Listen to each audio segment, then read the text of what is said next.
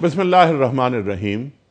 इन्नल्लाहा व मलाइकतहु युसल्लूना अलन नबी या अय्युहल्लज़ीना आमनू सल्लु अलैहि व सल्लिमू तस्लीमा। अल्लाहुम्मा सल्लि अला मुहम्मद व अला आले मुहम्मद। मोहतरम नाज़रीन, अस्सलामु अलैकुम। क़याम सुबह के साथ एक बार फिर हाजिर मैं हूँ आपका मेज़बान अनीक अहमद। आप और हम जानते हैं कि क़याम सुबह में बात हो रही है सूरह बकरा के हवाले से।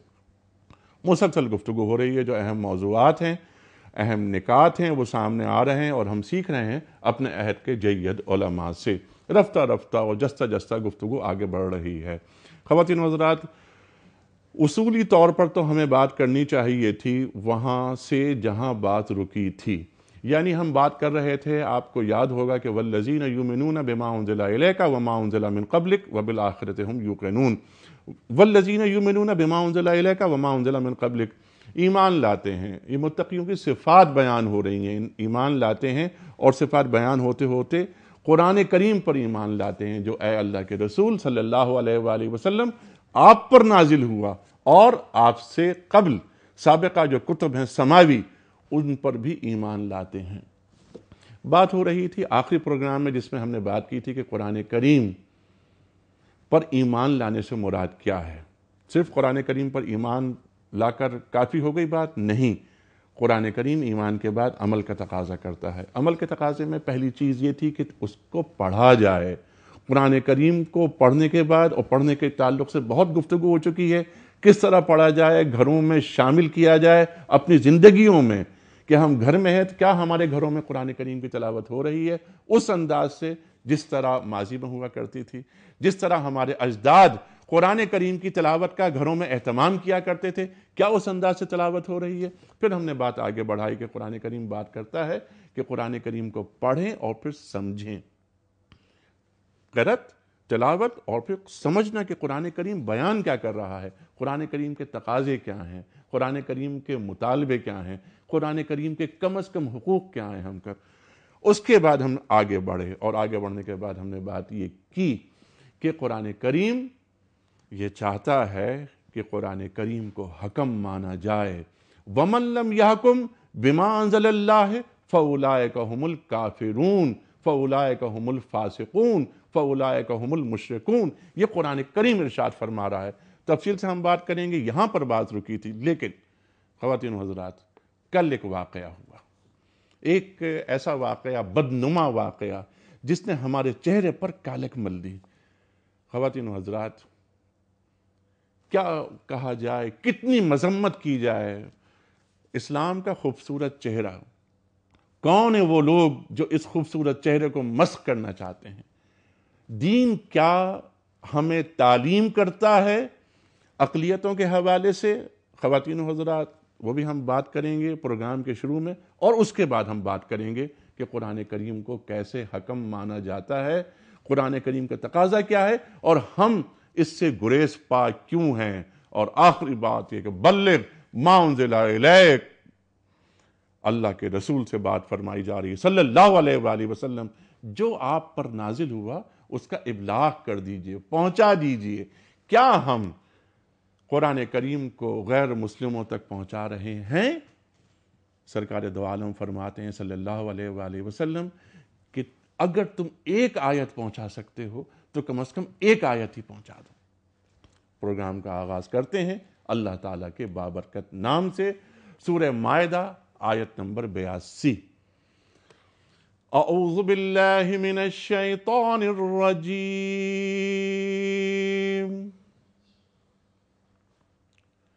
बिस्मिल्लाहिर रहमानिर रहीम।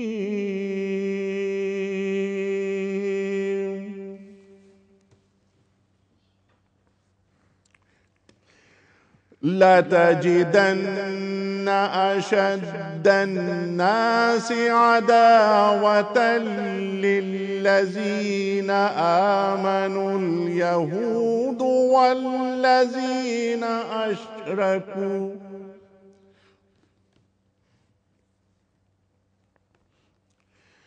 وَلَتَجِدَنَّ أَقْرَبَهُم مَّوَدَّةً لِّلَّذِينَ آمَنُوا الَّذِينَ قالوا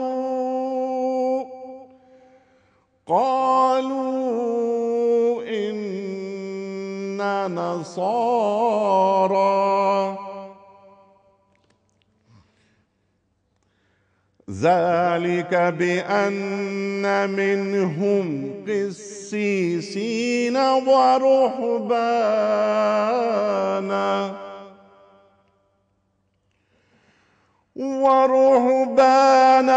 وأنهم لا يستكبرون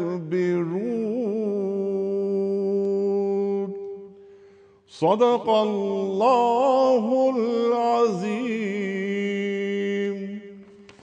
خواتین و حضرات، یہ سورہ مائدہ کی آیت نمبر 82 کی تلاوت کرنے کا شرف میں نے حاصل کیا۔ ترجمہ پیش کر رہا ہوں۔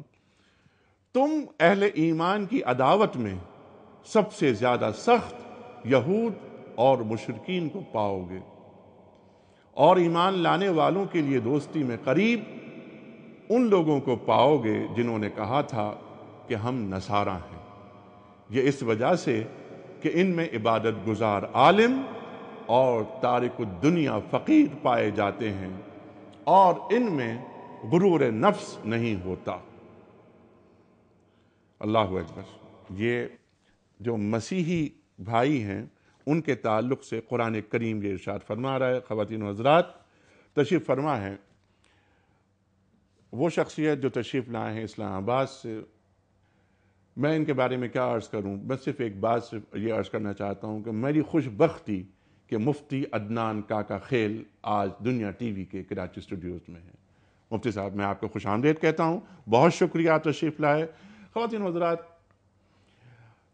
جید عالم وہ عالم کہ جو علوم جدیدہ سے واقف ہیں۔ دین کا تقاضا کیا ہے؟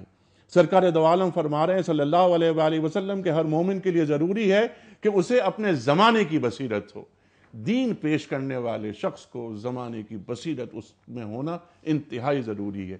آج کے معاملات کیا ہیں؟ عہد کی بصیرت کیا ہے؟ عہد کا لمس کیا ہے؟ ایک اور شخصیت، خواتین و حضرات، ہمیشہ سیکھتے ہیں ہم مفتی ارشاد احمد اعجاز صاحب سے۔ ممتاز عالم دین ہیں، سب آپ سے واقف ہیں۔ آج کے جو مسائل ہیں، بڑے مسائل، خاص طور پہ فائنانس کے حوالے سے، بینکنگ کے حوالے سے، انشورنس کے حوالے سے، نئے مسائل جو پیدا ہوتے ہیں ان پر گہری نگاہ۔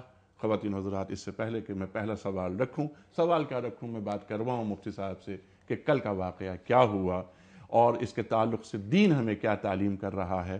میں کوئز کے حوالے سے جو سوال رکھا تھا ہم نے لاسٹ ڈے، اس سوال کا صحیح جواب اور آج کا سوال میں پیش کر رہا ہوں آپ کی خدمت میں۔ سوال یہ تھا کہ مسلمانوں نے جب حبشہ کی طرف پہلی ہجرت کی تو اس وقت ان کے امیر کون تھے؟ درست جواب حضرت عثمان غنی رضی اللہ تعالی عنہ۔ آج کا سوال نوٹ فرما لیجئے۔ قرآن کریم پر اعراب لگانے کا اہتمام کس نے کیا؟ 3 آپشن، حجاج بن یوسف، عبد الملک یا ولید بن عبد الملک۔ درست جواب روانہ فرمانے کے لیے ہمارے فون نمبرز ہیں، جن فون نمبرز پر آپ بات کر سکتے ہیں 7:30 بجے کے بعد ہمارے معزز مہمانوں سے۔ نمبرز نوٹ فرما لیجئے 009221343000980 اور 981۔ ہمارا ای میل ایڈریس ہے ps@dunyatv.tv۔ ہمارا SMS کا نمبر ہے 3031۔ مفتی عدنان کاکا خیل صاحب سے ہم پروگرام کا آغاز کر رہے ہیں اور ہم کوشش کریں گے کہ بشپ صاحب سے بھی بات کی جائے، انہیں ٹیلی فون پہ لیا جائے۔ مفتی صاحب، مجھے بتایا جا رہا ہے کہ بشپ صاحب اس وقت ٹیلی فون لائن پہ، کیا ہم ان سے آغاز نہیں کریں؟ آپ کی اجازت ہے؟ ٹھیک۔ بشپ صاحب، ہیلو، آپ میری آواز سن رہے ہیں؟ وعلیکم السلام۔ آپ کا بہت شکریہ، آپ پروگرام میں ہمارے شامل ہیں۔ بشپ ڈاکٹر اعجاز عنایت، خواتین و حضرات، بہت پڑھے لکھے آدمی ہیں، ان سے اکثر گفتگو ہوتی رہتی ہے، کئی مرتبہ پروگرام میں بھی آئے۔ بشپ صاحب، کل کا جو واقعہ ہوا اس کی جتنی مذمت کی جائے وہ کم ہے۔ ہمارے علماء یہاں موجود ہیں، یہ بتائیں گے، لیکن آپ یہ بتائیے کہ اس طرح کے واقعات اگر ایک طبقہ یہ کر رہا ہے تو اس سے پورے امت مسلمہ کو تو مورد الزام نہیں گردانا جا سکتا؟ میں سمجھتا ہوں کہ یہ ہمارے سارے معاشرے کا ایک پہلو ہے جی اور دردناک پہلو ہے. ہم اگر ہم پوری تاریخ دیکھیں تو اس مسلمان مرے ہیں اس طرح کے واقعات میں، مختلف فقہ کے لوگ مرے ہیں، ہندو مرے ہیں، دوسری اقوام کے لوگ مرے ہیں. ٹھیک.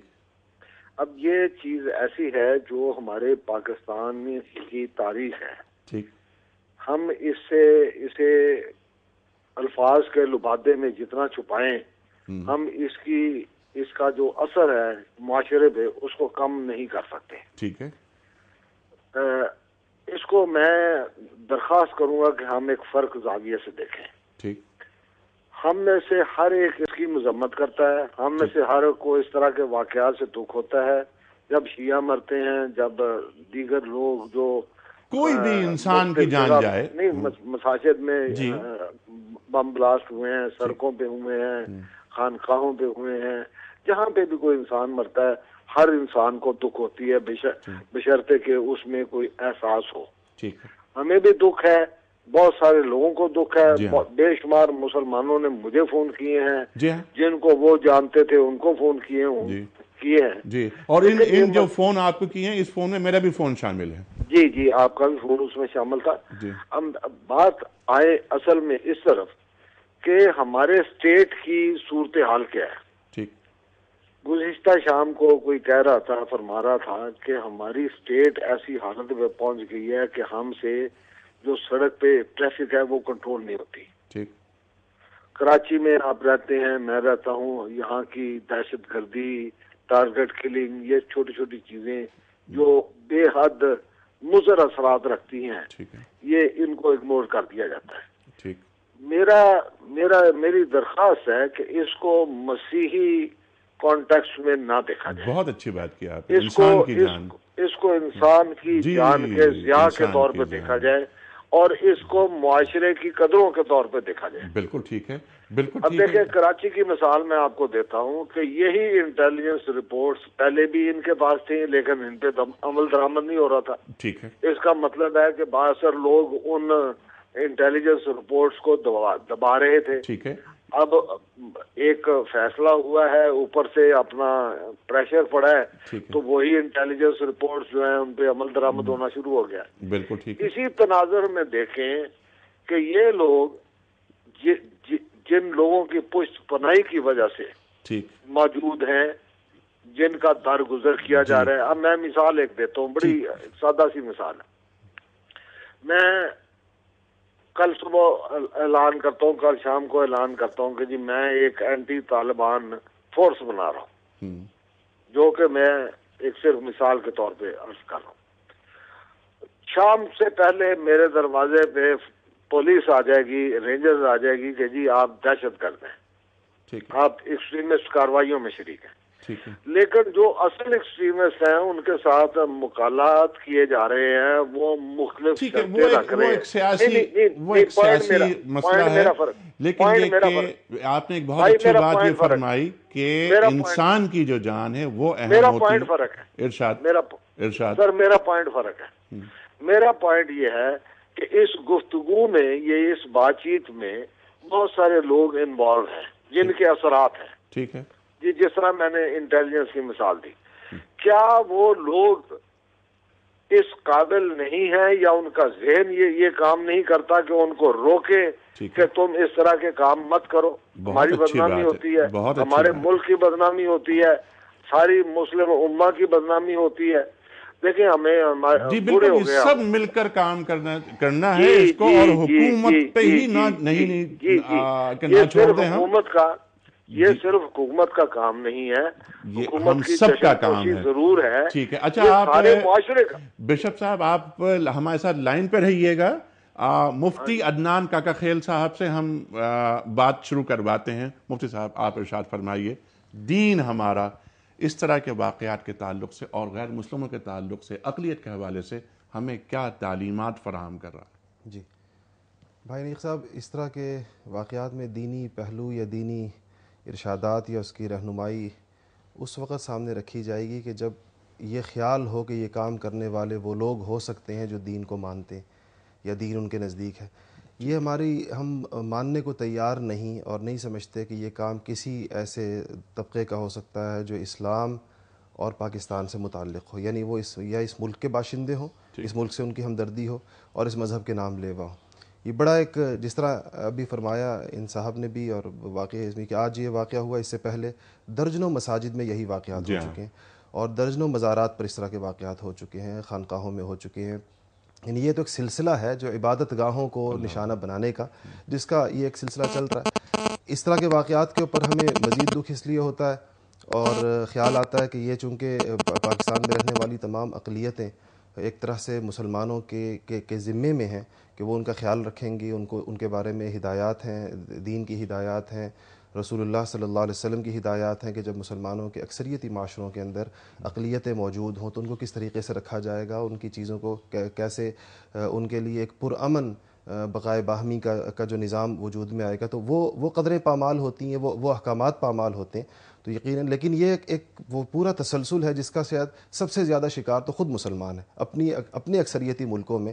اس کے تناسب کو اگر دیکھ لیا جائے تو شاید 1 اور 100 کا تناسب بھی نہیں نکلے گا آج تک جو یہ واقعات ہوئے ہیں، کہ اس میں مسلمانوں کی عبادت گاہوں اور غیر مسلموں کی عبادت گاہوں کے درمیان جو واقعات کا تناسب ہے شاید وہ 1 اور 100 کا بھی نہیں ہوگا۔ اچھا، یعنی 100 واقعات مسلمانوں کی عبادت گاہوں میں ہوتے ہوں گے تو ایک کہیں کسی اقلیتی عبادت گاہ پر ہوا ہوگا، ابھی تک جو پاکستان گزشتہ 10 سال سے جس شورش سے گزر رہا ہے۔ تو شاید اس کو میں نہیں سمجھتا کہ اگر ہم اس پر شرعی احکامات بیان کریں گے، یعنی احادیث اور قرآن کی جو واضح ہدایات ہر ایک کو معلوم ہے کہ کیا اگر وہ بیان، تو اس کا فائدہ تو اس وقت ہوتا کہ اگر یہ کام کرنے والا گروہ کوئی مسلمانوں کا باقاعدہ گروہ جن کا دعویٰ یہ ہوتا کہ ہم اس کو اسلامی احکامات سمجھ کر یا اسلامی تعلیمات سمجھ کر ہم یہ کام کر رہے ہیں۔ میرا خیال ہے کہ جتنے بھی لوگ، جتنے متحارب گروہ بھی جو ہیں، وہ بھی شاید اس سے اپنے آپ کو بری ذمہ قرار دیتے ہوں گے اور انہوں نے بھی کہا ہوگا کہ ہم لوگ اس کو درست نہیں سمجھتے اور اس کی کوئی دلیل کسی اسلامی تعلیمات سے لی نہیں جا سکتی، پکڑی نہیں جا سکتی۔ بہت اچھی بات آپ نے کی۔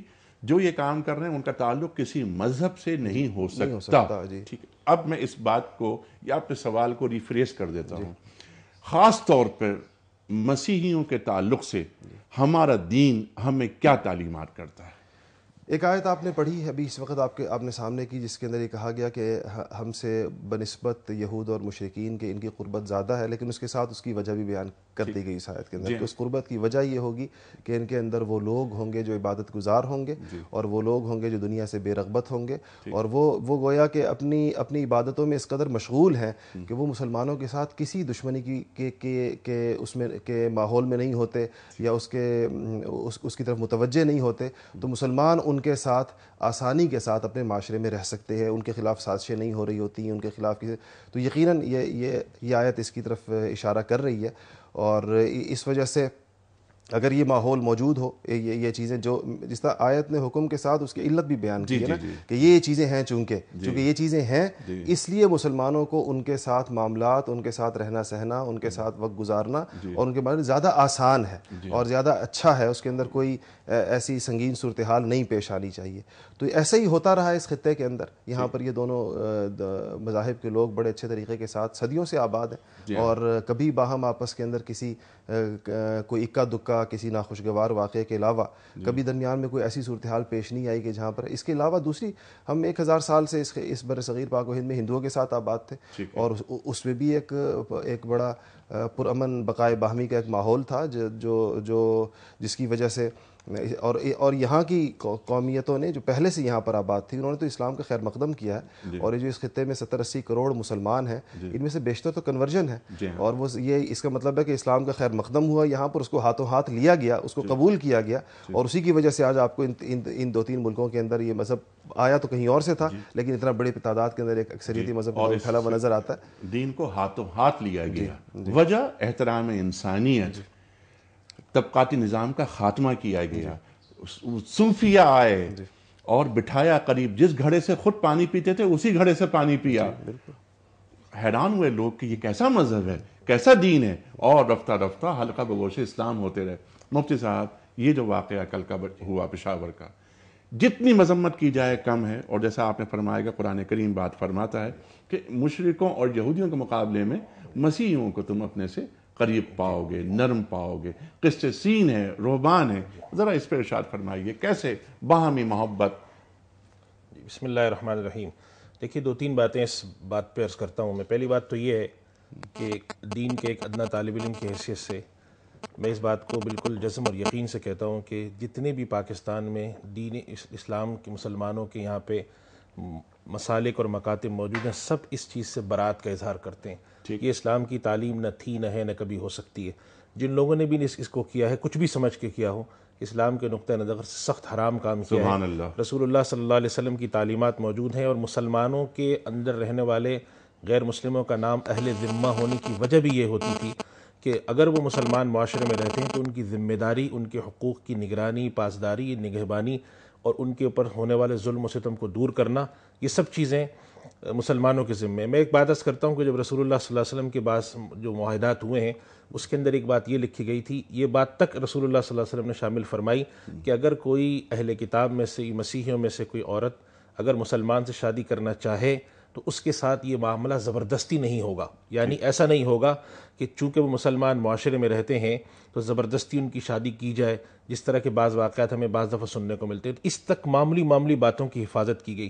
لہٰذا جان و مال کا تحفظ تو مسلمان ریاست میں رہنے والے، اس میں کوئی بھی غیر مسلم ہو، جو بھی یہاں رہتا ہو، چاہے وہ اہل کتاب میں سے ہوں یا دوسرے میں سے، وہ مسلمانوں کا فرض ہے. تو اس معاملے سے ہم سب برات کا اظہار کرتے ہیں جس نے بھی کیا حرام. دوسری بات کہ مسلمان معاشرے میں جو غیر مسلم رہتے ہیں ان کے متعین حقوق ہیں، ان کی جان مال کا تحفظ، حتیٰ کہ اگر وہ اپنی عبادت گاہیں، یہاں تک روایات میں ملتا ہے کہ اگر ان کی عبادت گاہیں بوسیدہ ہو جائیں تو ان کی مرمت اور تعمیر تک کی ان کو اجازت ہوگی، اور ان کے ان معاملات کے اندر کوئی دخل اندازی ریاست نہیں کرے گی.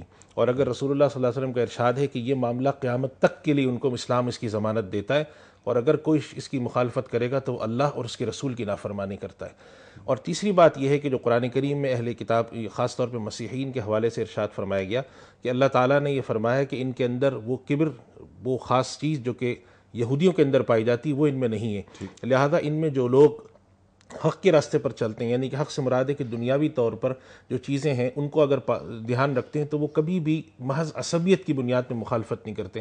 لہٰذا آپ کو اکثر نظر آئے گا کہ مسیحی دنیا میں، مغرب میں بھی مسلمانوں کی اس حمایت میں یا ان چیزوں میں اکثر آوازیں وہاں سے نظر آ جاتی ہیں ان لوگوں کی جن کے بارے میں سمجھا جاتا ہے کہ وہ محض عصبیت کی بنیاد پر فیصلے نہیں کرتے. خاص طور پہ یہ جو عراق کی اور دیگر جنگیں ہوئی ہیں اس میں کئی آوازیں وہاں سے اٹھی ہیں.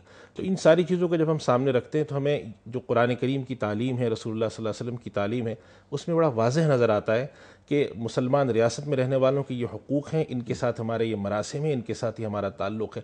اس قسم کی چیزیں کبھی بھی ان کے ساتھ کرنا اسلامی معاشرے میں کبھی حلال نہ تھا، نہ ہے، نہ کبھی ہوگا. یہ بلکہ آپ نے واضح طور پر یہ بات فرمائی کہ اس قسم کے اعمال حرام ہیں، حرام ہے، اور رسول اللہ صلی اللہ علیہ وسلم فرماتے ہیں کہ اللہ اور اس کے رسول کی نافرمانی میں داخل ہیں. تو اب جب اللہ رسول کی نافرمانی کا تو مطلب یہ ہے کہ وہ جو شخص اللہ اور اس کی رسول کی نافرمانی کرتا ہے، اللہ تعالیٰ نے فرمایا وَمَن يَعْصِ اللَّهَ وَرَسُولَهُ فَقَدْ ضَلَّ ضَلَالًا مُبِينًا، تو اس کے گمراہ ہونے میں، کھلے گمراہ ہونے میں تو کوئی شک و شبہ نہیں ہے.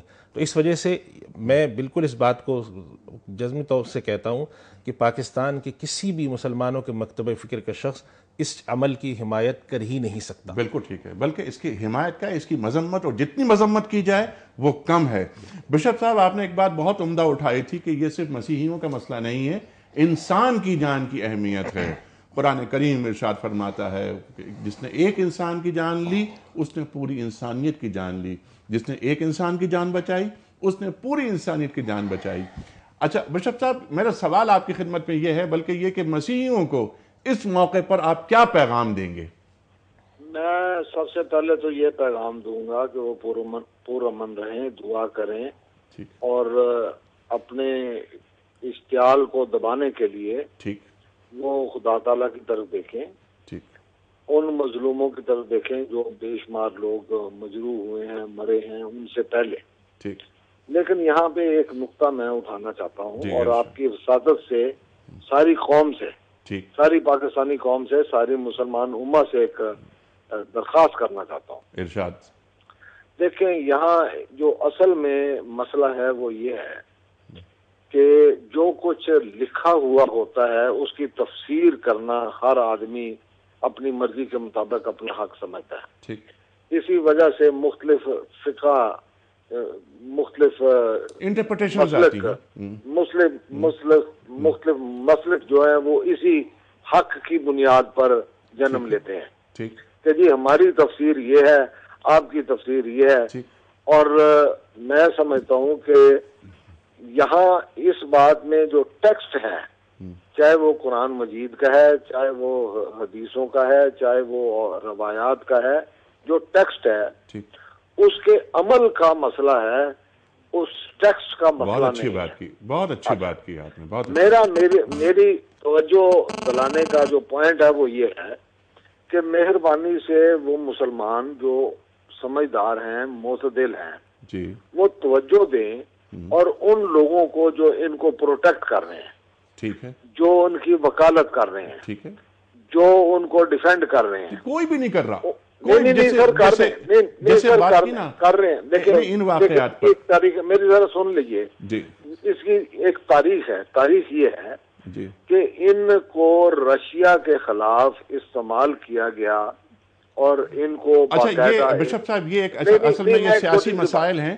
ہم ان سیاسی مسائل پر صرف مطلب جیسے ابھی ہمارے دونوں جید علماء نے کیا فرمایا کہ جو اس طرح کے اعمال میں مبتلا ہے، انوالو ہے، وہ نافرمانی کر رہا ہے اللہ اور اللہ کے رسول صلی اللہ علیہ وسلم. یہی بات میں سادہ الفاظ میں، سامعین کے الفاظ میں جن کو وہ سمجھ سکیں ان میں یہ کہنا چاہتا ہوں ٹھیک کہ بڑا لمبا عرصہ ان کو ایک پالیسی ٹول کے طور پر استعمال کیا گیا. ٹھیک. اب یہ اس نج پہ پہنچ گئے ہیں کہ اگر ان کو کہیں کہ چھوڑ دو ٹھیک تو یہ چھوڑ کے محنت مزدوری نہیں کر سکتے. اچھا اب یہاں پہ فرائض ان لوگوں کے فرائض میں شامل ہو جاتا ہے جو سمجھدار ہیں، جس طرح آپ کے سامنے یہ علماء حضرات بیٹھے ہوئے ہیں، ٹھیک، ان کے خیالات بالکل صحیح ہیں، ان کی تشریح بالکل ٹھیک صحیح ہے. ان کے بشپ صاحب آپ کی بات ہم تک پہنچی اور یہ اچھا میں صرف اتنا عرض کرنا چاہتا ہوں جی کہ بحیثیت پاکستانی جی ہمیں اس کو ایک مسئلہ سمجھ کے، اس کو اپنے لیے ایک تکلیف دہ بات سمجھ کے ہمیں اجتماعی کوشش کرنی چاہیے بہت اچھا کہ ہم ان لوگوں کو یہ میسج دیں کہ یہ کام غلط ہے، اس کام کو چھوڑ دو. اور حکومتوں کو یہ چاہیے، وہ خواہ صوبائی حکومتیں ہوں یا مرکزی حکومت، کہ ان مسائل کی بیخکنی کرے اور روکے ان چیزوں کو تاکہ ایسے واقعات آئندہ اس مملکت خداداد میں نہ ہوں. بشر صاحب آپ کا بہت شکریہ. مفتی صاحب کنکلوڈ کر دیجئے اس بات کو، اس کے بعد ہم چلتے ہیں وَمَن لَمْ يَحْكُمْ بِمَا أَنزَلَ اللَّهُ پر ارشاد. جی بھائی نیک صاحب، اس طرح کے واقعات کو اسی تناظر میں دیکھنا چاہیے جس سے یہ ریاست بدقسمتی سے گزر رہی ہے. یہ 10 سال سے اس پوری ریاست کی چولہے ہلانے کی ہر کوشش کی گئی ہے. جتنے قسم کے اختلافات، جتنے قسم کے انتشارات، جتنے قسم کی بدامنیاں یہاں پر ہو سکتی تھی، ممکن ہو سکتی تھی، مسلمانوں کے باہم بھی، دوسری اقلیتوں کے ساتھ بھی، بین الاقوامی گلوب پر ہمیں ایک تماشا بنا کر رکھ دیا گیا ہے. پورا ملک، پوری دنیا دیکھ رہی ہے کہ خدا جانے ایک ایسا ملک ہے جس میں اختلافات کی جتنی قسمیں ممکن ہیں اور جتنی خون ریزی ممکن ہے وہ یہاں پر ہو سکے. یہ سارے واقعات اسی کا شاخسانہ ہے. جو کچھ ہو رہا ہے کراچی میں، جو کچھ ہو رہا ہے بلوچستان میں، جو کچھ ہو رہا ہے ہمارے قبائل میں، جو کچھ ہو رہا ہے یہ شہروں میں، جو کچھ ہو رہا ہے مسجدوں میں، جو کچھ ہو رہا ہے اور اب کلیساؤں میں جو کچھ ہو رہا ہے، یہ سب ایک ہی کڑی ہے ساری کی ساری اس پوری ریاست کو ہلا دینے کی. یہ تو طاغوتی سازش ہم کہہ لیں اسے. جی بالکل.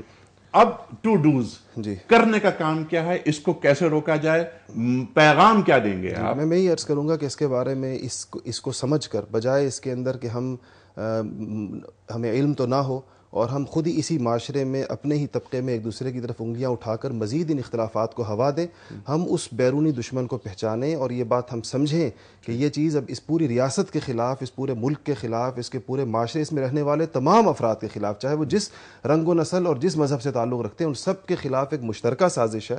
اور اس میں ہمیں جو سبق ہے وہ اس میں اتحاد کا ہے، اتفاق کا ہے، باہم محبت کا ہے اور ایک دوسرے کا دست و بازو بننے کا ہے، ایک دوسرے کا غمخوار بننے کا ہے، خیرخواہی کا ہے. اگر یہ ماحول ہم بنا لیں آپس کے اندر کہ ایسے موقعوں پر ایک دوسرے کی اشکجوئی کریں، ایسے موقعوں پر ایک دوسرے کی دلجوئی کریں اور ایک دوسرے کے اور محبت کے رویوں کو فروغ دیں، تو یہ سازشیں ناکام ہو جائیں گی. یہ اسی وقت کامیاب ہوں گی جب ہمارے درمیان اشتعال پیدا کرنے میں لوگ، جب ہمیں باہم لڑانے میں لوگ کامیاب ہو جائیں گے، تب یہ سازشیں کامیاب ہوں گی. اگر یہ ماحول ہم نے نہ بننے دیا، اور یہ پیشواؤں کا کام ہے، یہ رہنماؤں کا کام ہے کہ وہ یہ ماحول ہرگز نہ بننے دیں، کسی قیمت پر نہ بننے دیں، اور اس کو یہی سمجھے کہ ہم نے اس معاشرے کی تمام اکائیوں کو ہر حال میں اور ہر صورت میں باہم جوڑ کر رکھنا ہے. سبحان اللہ. اور مفتی صاحب یہ ذمہ داری بھی ہماری بنتی ہے کہ ہم اس موقع پر اپنے جو مسیحی بھائی ہیں ان کے غم میں برابر کے شریک ہوں، ان کے ساتھ موجود رہیں اور انہیں بتائیں کہ جو افراد ان غلیظ کاموں میں ملوث ہیں ان کو ہم کنڈم کرتے ہیں، مذمت کرتے ہیں، اور ہم ہر نیک کام میں، ہر کار خیر میں ہم آپ کے ساتھ ہیں. دیکھیے یہ بات بالکل واضح ہے کہ مسلمانوں میں جو تھوڑے اختلافات ہیں مسلکی، یہ مسلمانوں کے دوسروں سے، آپ جتنی بھی ممالک کو اٹھا کے دیکھیں وہاں کوشش کی جا رہی ہے ان اختلافات کو ہوا دے کر باہم دست گریباں کیا جائے. ہمارے سامنے عراق کی، شام کی اور دیگر ملکوں کی مثالیں، وہاں پر مسلمانوں کے مسلکی اختلافات کو، اختلاف کی جو شریعت نے حدود رکھی اس سے باہر نکال دیا گیا. یہ کوشش پاکستان میں ہوتی رہی، الحمدللہ ناکام ہوئی. اب پاکستان میں وہ کوشش کی جا رہی ہے کہ جو کینیا میں اور ان جگہوں پہ ہوئی ہے کہ کسی طرح سے یہاں پر جو مسیحی یا دوسری اقلیتیں ان کو باہم لڑایا جائے. انشاءاللہ تعالی یہ سازش بھی ناکام ہوگی، اور علماء اپنے ہر پلیٹ فارم پہ، ہر جگہ پہ جا کر اس بات کا اظہار کرتے رہیں گے کہ اس تمام کاموں سے اللہ اور اس کے رسول پہ ایمان رکھنے والے بری الذمہ ہیں. یہ تمام سازشیں ہیں، یہ کوششیں کی جاتی ہیں کہ مسلمانوں میں کچھ سادہ لوگ اور سادہ قسم کے لوگوں کو گمراہ کر کے ورغلا کر ان سے کام کروا دیا جائے اور دنیا کے سامنے ثابت کیا جائے کہ یہ ملک ایسا ہے کہ یہ لوگ نہ آپس میں رہ سکتے ہیں نہ دوسروں کے رکھنے کے قابل ہیں. انشاءاللہ یہ چیزیں ناکام ہوں گی. ہمارا فریضہ یہ ہے کہ ہم جو اپنا جسے کہتے ہیں کہ میرا پیام محبت ہے جہاں تک پہنچے، ہم اپنا پیام لوگوں تک پہنچاتے رہیں کہ یہ سب چیزیں اللہ اور اس کے رسول کی تعلیمات کے خلاف ہے اور اللہ اور اس کے رسول اس سے بری ہیں. سبحان اللہ. آپ نے کیا اچھا مصرع پڑھا یہ کہ میرا پیغام محبت ہے جہاں تک پہنچے. دین محبت کی بات کرتا ہے. مفتی صاحب ہم آ جاتے ہیں اب اپنے اصل موضوع کی جانب. والذین یؤمنون بما انزل الیک وما انزل من قبلک وبالآخرۃ ھم یوقنون. ہم بات کر رہے تھے قرآن کریم کے تقاضوں کے حوالے سے، قرآن کریم کے حقوق کے حوالے سے. سمپل سوال میں رکھتا ہوں آپ کے سامنے. پہلے یہ فرما دیجئے کہ قرآن کریم کے کم از کم حقوق کیا ہیں ایک مسلمان پر؟ جی اس پر کافی گفتگو امید ہے کہ پچھلی آیتوں کے اس میں ہو چکی ہوگی. میں مختصر ان کے صرف نام گن دوں کہ اگر، اور آپ نے لفظ کم از کم بھی استعمال کیا تو اس سے ایک اور سہولت ہو گئی کہ ہم اس کی تفصیلات میں جانے کی ضرورت باقی نہیں رہی ہے اور اس کے فقط موٹے موٹے عنوانات کا بیان کافی ہے. پہلا حق قرآن پاک کا مسلمانوں پر یہ ہے کہ اس کا احترام اور اس کا تقدس بجا لائیں گے، اس کے احترام میں کوئی کمی نہیں رکھیں گے. سیدنا عمر فاروق رضی اللہ تعالیٰ عنہ کے بارے میں آتا ہے کہ جب وہ تلاوت کیا کرتے تھے تو تلاوت سے پہلے مصحف کو اٹھا کر اپنے سر پر رکھ دیا کرتے تھے اور کہا کرتے ھذا کلام ربی عز وجل، یہ میرے اللہ کا کلام ہے اور یہ میرے اللہ کی بات ہے. تو الحمدللہ یہ شاید وہ حق ہے جو اس وقت عالمگیر طور پر پوری امت مسلمہ میں پایا جاتا ہے. ہمارے گھروں میں مصاحف کا احترام ہے، ہمارے گھروں میں قرآن پاک کا ایک خاص قسم کا تقدس ہے اور گھروں میں سب سے اچھی اور سب سے پاک اور سب سے اونچی جگہ کے اوپر اس کو رکھا جاتا ہے اور جب اس کو اٹھایا جاتا ہے تو بھی کمال ادب کے ساتھ، پوری اس کے ساتھ. تو یہ تو ایک حق ایسا ہے جو الحمدللہ پورے طور پر ہر جگہ دیکھا جا رہا ہے اور مشاہدے میں آ رہا ہے. دوسرا حق قرآن پاک کا یہ ہے کہ کہ اس کو درست پڑھا جائے. اس کے جو حروف ہیں اس کے ساتھ اس کے معنی وابستہ ہے. شاید یہ دنیا کی ان چند زبانوں میں سے ہے جو اس حوالے سے سب سے زیادہ حساس ہیں. ہمارے اردو میں اس حوالے سے زیادہ حساسیت نہیں ہے جس زبان کو ہم بولتے ہیں کہ اگر آپ کاف کی جگہ قاف بول دیں یا قاف کی جگہ کاف تو بھی مطلب سمجھ میں آ جاتا ہے اور کوئی بہت بڑا اس ایسی معنی میں فرق نہیں، زمین آسمان کا فرق نہیں پڑتا کہ جس سے کوئی چیز بدل جائے. عربی اس حوالے سے دنیا کی شاید حساس ترین زبان ہے کہ اس کے حروف کو اگر اس کے اپنے مخارج سے ادا نہ کیا جائے تو کوئی اور لفظ اور بالکل ہی کوئی اور مفہوم بن جاتا ہے، کوئی اور معنی بن جاتا ہے. اور اس کے بارے میں علماء نے کلام کیا ہے کہ اس میں سے بسا اوقات و معنی کفریہ معنی بن جاتے ہیں بعض اوقات اس کی غلطی سے. تو قرآن پاک کو درست پڑھنا، وہ جس زبان میں نازل ہوا ہے اسی زبان میں پڑھنا، اس کو اپنے مقامی لہجوں اور اپنی علاقائی زبانوں کی بجائے اس کو عربی ہی میں پڑھنا جس زبان میں وہ نازل ہوا ہے. یہ قرآن پاک کا دوسرا حق ہے جو ہر مسلمان کی طرف ہے. تیسری بات ہے کہ اس کو فقط پڑھنا کافی نہیں ہوتا، اس کو سمجھنا اور سمجھا جائے اللہ تعالیٰ کا پیغام ہے وہ کیا اس کی طرف کہہ رہا ہے. تیسرا حق اس کا یہ، اور چوتھا حق یہ ہے کہ اس پر عمل کرنا. جو کچھ پڑھا ہے اس کو، یہ کم سے کم 4 حقوق ہیں جو ہر مسلمان کی طرف متوجہ ہیں. ٹھیک ہے. ان 4 حقوق کے بعد پھر 2 حقوق جو اس کی طرف میں نے انٹرو میں بات کہنے کی کوشش کی تھی. حکم مانا جائے، اس کو نافذ کیا جائے اور نافذ کیا جائے خود پر بھی، اپنے گھر پہ بھی، گھر والوں پہ بھی، اور اپنے نظام پر بھی. اور پھر غیر مسلموں تک یہ پہنچایا جائے. اس پر گفتگو ہم کروائیں گے آپ سے. کچھ کالرز ہیں جو آپ سے بات کرنا چاہ رہے ہیں, آپ کی اجازت ہو تو میں انہیں لے لوں. ٹھیک, السلام علیکم. السلام علیکم سر. وعلیکم السلام سر. خالد لطیف بول رہا ہوں ڈیر اسماعیل خان سے. جناب فرمائیے سر. سر جی ان سے علماء صاحب سے ایک تو شکریہ ادا کرنا چاہتا ہوں کہ بہت اچھا ہی پروگرام اور آپ کا یہ سب کا. کل کے واقعے کے متعلق بہت افسوس ہوا کہ ان کے ساتھ یہ واقعہ پیش آیا ہوا ہے. اور دوسرا سر میں ایک سرکاری ملازم ہوں, میں نے بینک سے ایک گاڑی خریدی ہوئی ہے. اچھا. تو قرآن پاک کے اس سے اور ان کی وجہ سے انہوں نے بتایا تھا میزان بینک والوں نے کہ یہ جائز ہے قسطوں پہ گاڑی لینا. اچھا. تو آیا یہ گاڑی مطلب میرے لیے جائز ہے یا ناجائز ہے سر؟ اچھا یہ ٹھیک ہے. اگلا سوال بھی لے لیتے ہیں. جی السلام علیکم. وعلیکم السلام سر. جناب والا. قربان علی سر. سر فرمائیے. سر میں یہ عرض کرنا چاہتا ہوں, کوئی ایسے لوگ ہوتے ہیں جو جعلی کاغذات بنا کے جی وہ جو نوکری لے لیتے ہیں, وہ کیا ان کی تنخواہ جائز ہے؟ جعلی کاغذات پر نوکری لے لیتے ہیں, کیا ان کی تنخواہ جائز ہے؟ بالکل سر. یہ اچھا, یہ بہت اچھی بات ہے, اچھے سوالات ہیں, جوابات ہم لیں گے. ہفتے کے دن عام طور پر, بلکہ خاص طور پر, عام طور پر نہیں بلکہ خاص طور پر ہم رکھتے ہیں انہی سوالات کے لیے. آج ہم کوئی ایک موضوع منتخب کرتے ہیں, جیسے بات ہو رہی ہے قرآن کریم کے حوالے سے. قرآن کریم کے کم از کم حقوق کیا ہیں؟ اگر سوالات, آئندہ سوالات اس ٹاپک کے حوالے سے ہوں تو زیادہ اچھا ہے, لیکن ہم ان کے بھی جوابات لیں گے. مفتی صاحب, یہ جو بات 4 حقوق گنوانے کے بعد مفتی صاحب کی اس گفتگو پہ ماضی میں گفتگو ہو بھی چکی ہے, آپ نے بھی کی ہے اس پر. میں چاہتا ہوں کہ اگلی بات حکم مانا جائے, قرآن کریم کو نافذ کیا جائے. یہ قرآن کریم کا بہت بڑا مطالبہ ہے, اس تعلق سے فرمائیے. دیکھیے قرآن کریم کا جو عمل بالقرآن کا جو حق ہے یہ بہت بڑا وسیع مفہوم رکھتا ہے. معاشرے میں فرد کی سطح پہ انفرادی, اجتماعی اور معاشرے کا جو نظم قائم ہوتا ہے, جس کو ہم سیاسی نظم کہتے ہیں, جس کے اندر آپ کی تمام چیزیں, آپ کا انصاف کا نظام شامل ہے, آپ کی حفاظت کا, روزمرہ کے معاملات, ان معاملات کو قرآن, اللہ اور اس کے رسول صلی اللہ علیہ وسلم کی ہدایت کے مطابق بنانا اور اس کو چلانا یہ مسلمانوں کا فرض ہے. اور یہی وہ آیات ہیں جو قرآن کریم میں دوسری جگہ پہ ارشاد فرمائی گئی, جہاں پہ فرمایا گیا کہ اگر قرآن کریم کے مطابق کوئی شخص حکم نہ دے, عمل نہ کرے تو وہ کافر ہیں. ایک جگہ فرمایا گیا ظالم ہیں, ایک جگہ فرمایا گیا فاسق ہیں. یہ قرآن کا وہ حق ہے جو مسلمانوں کا اجتماعی فرض ہے. اور یہ صرف قرآن کریم کا ہی نہیں, اللہ تعالیٰ نے جو پچھلی کتابیں اتاری ہیں ان کے بارے میں بھی ارشاد فرمایا کہ اگر وہ لوگ ایسا کرتے تو لَأَكَلُوا مِن فَوْقِهِمْ وَمِن تَحْتِ أَرْجُلِهِمْ, تو اللہ کی اتنی نعمتیں ان پر آتی کہ وہ اپنے اوپر اور اپنے نیچے, یعنی کہ آسمان سے بھی ان کو رزق ملتے, زمین سے بھی. تو جب کتاب الہی کسی قوم پہ اتاری جاتی ہے تو اس کا صرف مطالبہ یہ نہیں ہوتا کہ اس کے ظاہری الفاظ پڑھ لیے جائیں یا اس میں سے پک اینڈ چوز کر کے کچھ چیزیں لے لی جائیں, کچھ چھوڑ دی جائیں, یہ نہیں رہتا. قرآن کریم میں ایک جگہ ارشاد فرمایا گیا کہ کسی مسلمان کے لیے جب اللہ اور اس کے رسول فیصلہ کر دیں تو اپنی طرف سے اختیار نہیں رہتا کہ وہ کچھ کریں. تو اس وجہ سے عمل بالقرآن کا یہ مطالبہ, قرآن اللہ نے جب سے اس دنیا میں ہدایت کا سلسلہ شروع فرمایا, عمل بالکتاب کا مطالبہ ہر قوم سے رہا ہے. اور مسلمانوں سے یہ مطالبہ اس وجہ سے بھی زیادہ ہے کہ یہ آخری امت ہیں اور انہوں نے قیامت تک اس نظام کو قائم کرنا ہے.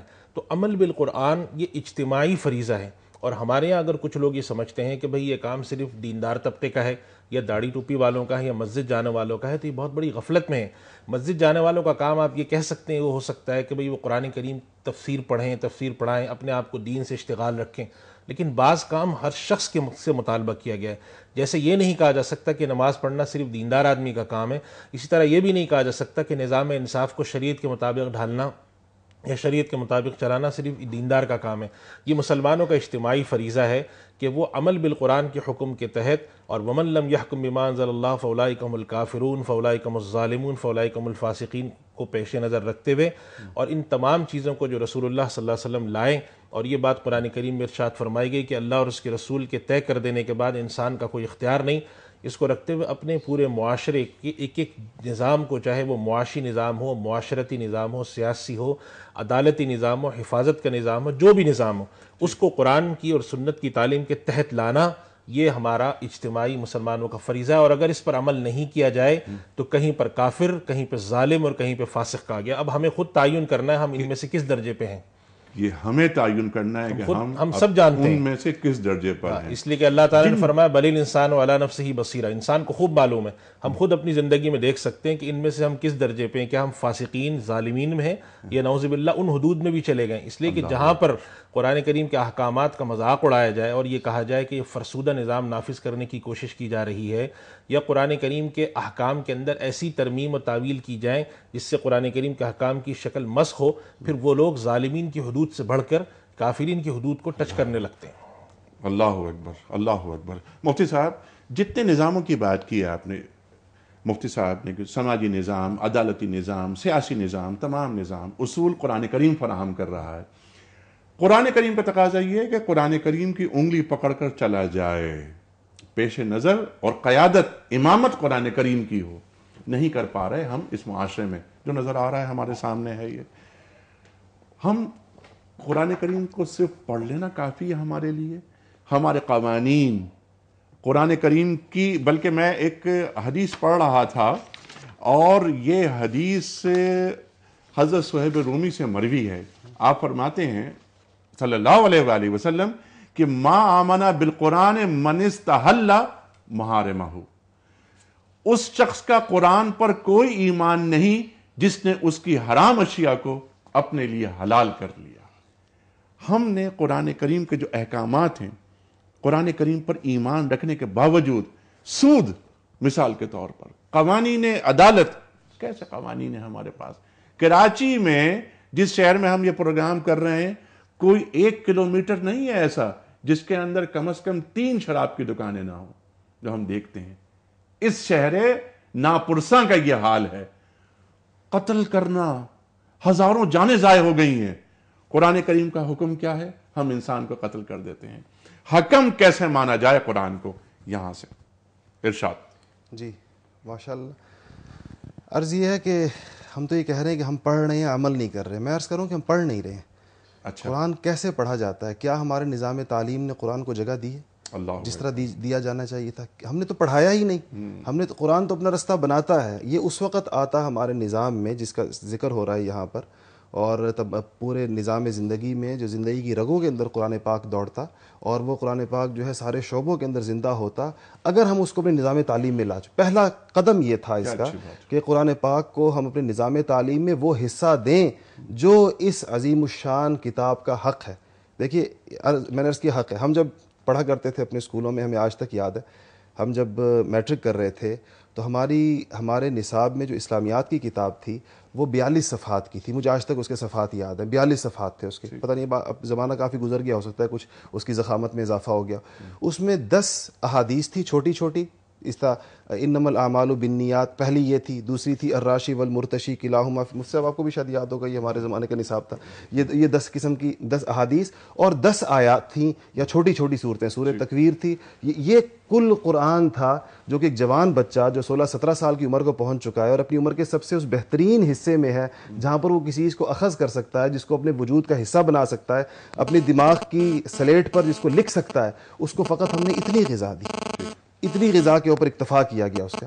یہی لوگ تھے، یہی لوگ ہیں سارے کے سارے جو معاشرے میں گئے. تو ہم نے سب سے بڑی حق تلفی جو قرآن پاک کی وہ تعلیم کے میدان کے اندر کی. ہم نے پڑھایا نہیں قرآن پاک کو جس طریقے سے جو اس کو حق دیا جانا چاہیے تھا ہمارے نظام تعلیم میں. اس کی ایک ایک سطر ہمارے نصاب میں داخل ہونی چاہیے تھی. سورہ فاتحہ سے لے کر سورۃ الناس تک جتنا قرآن پاک ہے، اس کا پڑھنا ہر مسلمان کے اوپر فرض ہے، واجب ہے اس کے اوپر. اس کو ہمارے نظام تعلیم میں سمو دینا چاہیے. ان سارے سالوں کے اندر 10-12 سال کی ابتدائی تعلیم جو ہے، اس تعلیم میں پورے قرآن پاک کا آنا ان تمام ضروری چیزوں کے ساتھ جن پر فہم قرآن موقوف ہے. بعض اس کی کچھ مبادیات ہیں، بعض ضروری چیزیں ہیں جس کے ساتھ فہم قرآنی کا بڑا براہ راست تعلق ہے، اس کو یوں اوپر سے نہیں لیا جا سکتا. ان چیزوں سمیت اگر ہم اس میں بھی کامیاب ہو جائیں، ایسا کوئی نظام وضع کرنے میں کامیاب ہو جائیں کہ یہ ہمارے نظام تعلیم کی رگوں میں دوڑ جائے اور اس کے اندر خون بن کے قرآن پاک چل رہا ہو ہمارے، اور باقی ساری چیزوں کے ساتھ ساتھ باقی چیزیں اپنی جگہ پر رہیں، تو شاید وہ مرحلہ آ جائے گا جہاں ہم اس کو نظام میں دیکھنا چاہ رہے ہیں. اس سے جب تک ہم یہ کام نہیں کریں گے وہ کام نہیں ہو پائے گا. یہی بچے آگے چل کر یہی ادارے چلائیں گے. اے ہوتے ہیں، یہی MNAs ہوتے ہیں، یہی بیوروکریٹ ہوتے ہیں، یہی جج ہوتے ہیں، یہی لوگ ہوتے ہیں. تمام جو ادارے ہیں ان کو یہی لے کے چلتے ہیں. لیکن ترجیحات کا مسئلہ ہے. ہماری ترجیحات میں قرآن کریم نہیں ہے.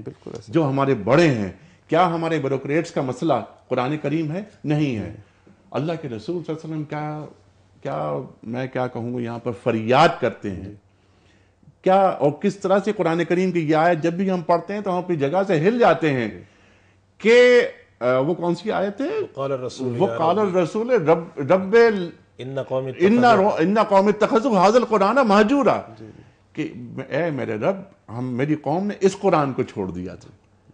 اللہ اکبر. اس کا حل بتائیے.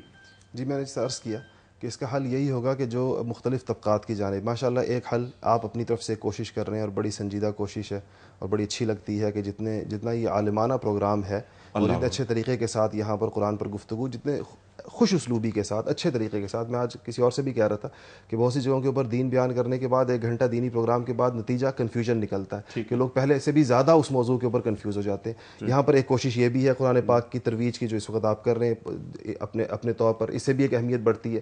ہماری اپنے منصب کے اعتبار سے، اپنے کاموں کے اعتبار سے ایک ذمہ داری ہماری ہے. ہم ممبر و محراب میں، اپنی مساجد میں، اپنے جن اداروں سے ہمارا تعلق ہے وہاں پر اسی کوشش کرتے ہیں. لیکن پھر میں دوبارہ اپنی اسی بات کو دہراؤں گا کہ اصل مسئلہ اس وقت ہوگا جب اس کو نظام تعلیم میں اس کی حق کے مطابق، اس کی شان کے مطابق حصہ دیا جائے گا، جو اس کا تقاضا ہے اس کے مطابق یہ نظام تعلیم میں جگہ پائے گا تو ہمارے مسئلے حل ہوں گے. اہم بات کنکلوڈ کرنا ہے مفتی صاحب، اس پہ ذرا کنکلوژن آپ بیان فرما دیجئے. نظام تعلیم بالکل 100% اتفاق ہے اس بات سے. اس سے پہلے جب بچہ گھر سے باہر نکل رہا ہے تعلیمی ادارے کی پہلے سیڑھی طے کرنے کے لیے، تو گھر میں معلوم ہو کہ میری ماں قرآن پڑھ رہی ہے، میرے والد قرآن پڑھ رہے ہیں. میں صرف تعلیمی ادارے میں بھجوا کر خود میں اطمینان سے نہیں بیٹھ جاؤں. بچے کے کان میں آواز آنی چاہیے کہ ہاں دیکھیے میری اس کمرے میں مت جانا، شور نہیں مچانا، امی قرآن کریم پڑھ رہی ہیں، یہ امی قرآن پڑھ رہی ہیں، ابا قرآن کریم پڑھ رہے ہیں. کیا یہ ماحول ہمارے گھروں میں ہے؟ یہ دیکھیے جو مولانا عدنان صاحب نے بات فرمائی یہ اسی کا نتیجہ ہے کہ دیکھیں ہم نے جب تعلیمی اس میں سے نکال باہر کیا قرآن کریم کو، صرف اور صرف اس کو جزدان میں لپیٹ کے رکھ دیا اور کسی کی وفات پہ تھوڑا بہت پڑھ لیا. نتیجہ اس کا کیا نکلا؟ آج کے دور میں ایسے مسلمان ہیں جن کو قرآن کریم سمجھنا تو دور کی بات ہے، قرآن کریم پڑھنا نہیں آتا، غلط سلط پڑھتے ہیں. تو قرآن کریم کے الفاظ کا پڑھنا، اس کا ایک نظام جاری ہونا، قرآن کریم کے فہم کا، اس کا تو واحد حل ہے کہ نظام تعلیم میں ہم اس کو داخل کریں.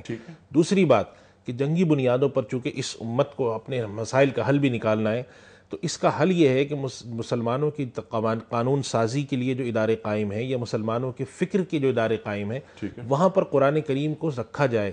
قرآن کریم کو نکالنے کی کوشش نہ کی جائے جیسے آج نصاب تعلیم سے باہر نکالنے کی یا ان جگہوں سے باہر نکالنے کی کوشش کی جا رہی ہے. میں یہ کہتا ہوں حمورابی اور اس قسم کی جو چیزیں آپ کو ملتی ہیں اس کی تعظیم اتنی زیادہ ہوتی ہے، اس کو پڑھنے کے لیے آپ کے انسٹیٹیوٹ ہے جن پہ لاکھوں کروڑوں روپے خرچ ہوتے ہیں. قرآن کریم کی تعلیم کے لیے جو بھی ادارہ قائم، پہلی بات ہے کہ ہوتا نہیں، اگر ہوتا ہے تو اس کو سیاست کی نظر کر دیا جاتا ہے. جتنے بھی ریاست نے ہمارے 5-6 مذہبی ادارے قائم کیے سب کا یہ حال ہوا ہے. تو ہم اپنی ذمہ داری کا احساس کریں. ہر وہ شخص اور خاص طور پہ جو حکمران لوگ ہیں جو وہاں بیٹھے ہوئے ہیں ان کو اس چیز کو زیادہ سمجھنا چاہیے کہ ان کی ذمہ داریاں، ان کے گردن پہ بوجھ زیادہ ہے اور قیامت کے دن زیادہ سوال ہوگا. صرف یہ کہتے کیونکہ جن کے رتبے ہیں سوا ان کو سوا مشکل ہے. بالکل اقبال فرماتے ہیں. یہ بہت اہم بات. یہاں پر بات روکتے ہیں، پروگرام کا وقت یہاں ختم ہو رہا ہے. جہاں بات رکی ہے انشاءاللہ کل وہیں سے بات شروع ہوگی. ایک تو نفاذ قرآن کریم کا ایک ماحول، جو قرآنی ماحول جو قرآن کریم کا مطلوب ہے وہ ہمیں اپنے گھروں میں تخلیق کرنا ہے، اس کو ایک مشکل بنانا ہے، ایک شکل دینی ہے. اور آخری بات جسے بات آج نہیں ہو سکی انشاءاللہ کل بات کروائیں گے کہ قرآن کریم کا ابلاغ پہنچانا ان تک جن تک قرآن کریم نہیں پہنچا. بلغ ما انزل الیک کے حوالے سے مفتی ارشاد صاحب ایک پرچی نکال کر آپ مفتی عدنان کاکا خیل صاحب کو دیجیے گا. ہمارے خاص مہمان تشریف لائے اسلام آباد سے، آپ اعلان فرمائیں گے اس خوش نصیب کا جن کی خدمت میں کوئی اس کا صحیح جواب بتانے کے صلے میں کتابوں کا تحفہ پیش کیا جا رہا ہے. دینی کتب پر مشتمل تحفہ ہم روز پیش کرتے ہیں. مفتی صاحب یہ ہری پور ہزارہ سے سہیل احمد ملک صاحب ہے. سہیل احمد ملک صاحب ہری پور ہزارہ سے آپ کی خدمت میں کوئی اس کا صحیح جواب بتانے کا تحفہ. نتیجہ کل کے سوال کا درست جواب اور آج کا سوال میں دوہرا دیتا ہوں آپ کے سامنے. سوال کل یہ رکھا تھا ہم نے، یعنی آج تو منڈے ہے، ہم نے رکھا تھا یہ سوال لاسٹ پروگرام میں کہ مسلمانوں نے جب حبشہ کی طرف پہلی ہجرت کی تو اس وقت ان کے امیر کون تھے؟ درست جواب حضرت عثمان غنی رضی اللہ تعالی عنہ. आज का सवाल नोट फरमा लीजिए, कुरान करीम पर एराब लगाने का एहतमाम किसने किया? 3 ऑप्शंस, हज्जाज बिन यूसुफ, अब्दुल मलिक या वलीद बिन अब्दुल मलिक। सही जवाब रवाना फरमाने के लिए हमारे फ़ोन नंबर स्क्रीन पर आ रहे हैं, नोट फरमा लीजिए। वो नंबर्स हैं 009-223-430-00980 और 981। हमारा ईमेल एड्रेस ps@duniatv.tv और हमारा SMS का नंबर 3031। ख़वातीन व हज़रात, आज की बात कौल है साहिब नहजुल बलागा हज़रत अली मुर्तज़ा करमल्लाह वजह का, जिस पर प्रोग्राम का इख्तिताम हम रोज़ाना करते हैं। आप फरमा रहे हैं कि इंसान जब अपनी अक्ल में पुख्ता हो जाता है तो उसका कलाम मुख्तसर हो जाता है। इंसान जब अपनी अक्ल में पुख्ता हो जाता है तो उसका कलाम मुख्तसर हो जाता है। ख़वातीन हज़रात, आज जहाँ बात रुक रही है वहीं से हम कल शुरू करेंगे। आयत है वल्लज़ीना युमिनूना बिमा उन्ज़िला इलैका वमा उन्ज़िला मिन क़ब्लिक वबिल आखिरति हुम यूक़िनून। कुरान करीम पर ईमान, कुरान करीम के तकाज़े, आखिरी नुक्ता, उस पर कल बात करेंगे कि इब्लाग किया जाए, और फिर हम बात करेंगे कि कुतुब समावी जो साबिक़ा हैं, तौरात, ज़बूर और इंजील, इन पर ईमान, कितना ईमान, किन अज्जा पर ईमान, क्या पूरी अनाजील पर ईमान ख़वातीन व हज़रात, या सिर्फ वो अज्जा जिनके ताल्लुक़ से कुरान फरमा रहा है जिसमें तहरीफ नहीं है? और क्या ये इजमाली ईमान की बात हो रही है या तफसीली ईमान की बात हो रही है? सवालात कल उठाएंगे। नया पैनल हमारे साथ होगा, लाहौर में हमारे साथ होंगे डॉक्टर सरफराज ऐवान साहब और कराची में होंगे मोहतरम डॉक्टर मोहसिन नकवी साहब। अनीक अहमद को इजाज़त, खुदा हाफिज़। Allahu Akbar, Allahu